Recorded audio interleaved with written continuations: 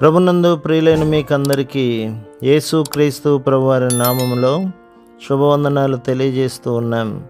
దైవజనులు బ్రదర్ భక్త సింగ్ గారి పరిచర్యలో నుండి దైవ మర్మములు మార్చి 7.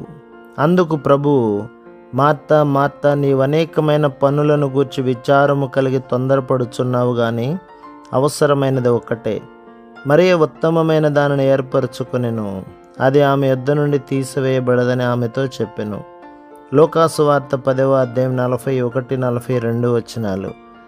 ప్రారంభంలో లాజరును గురించిన ప్రస్తావనే లేదు. లాజరు మొదట దేవుని కార్యములలో ఆసక్తి గలవాడు కాదు. అతడు మంచివాడు. అతనిపై ఏ నింద మోపబడలేదు. అతడు యథార్థవంతుడు, కష్టపడి పనిచేసేవాడు. అతడు చనిపోయినప్పుడు మార్తా మరియ ఏడ్చిన తీరు ఈ సంగతులను బయలుపరచును.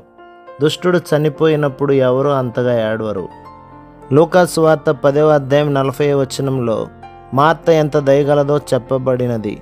ప్రభు వచ్చుట కిటికీ గుండా గమనించగానే పొయ్యి ముట్టించి భోజనం సిద్ధపరచనారంభించేది.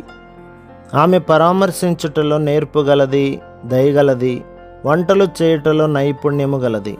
అయితే ఆమె అసూయ, కోపము కూడా కలిగిన స్త్రీ. ఆమె వంట చేయుచు ఒక కన్ను మరియపై, మరి ఒక కన్ను వంట పనిపై నుంచెను.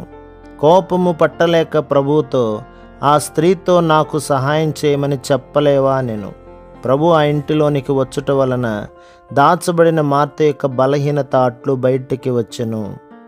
ప్రభువు మన పాపములు ఎత్తి చూపునప్పుడు ఆయన మనలను దీవించుటకై అట్లు చేయును.